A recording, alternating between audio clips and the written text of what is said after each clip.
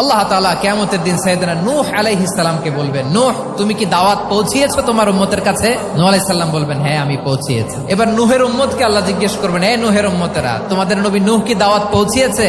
নূহের উম্মত বলবে, না আল্লাহ, কোনো দাওয়াতও আমরা পাই নাই, আপনারাও চিনি নাই, জান্নাতও চিনি নাই, জাহান্নামও চিনি নাই। নূহ আলাইহিস সালাম বিপদে পড়ে যাবেন। তখন আল্লাহ বলবেন, নূহ তোমার পক্ষে কোনো সাক্ষী আছে? নূহ আলাইহিস সালাম বলবেন, আছে। কে?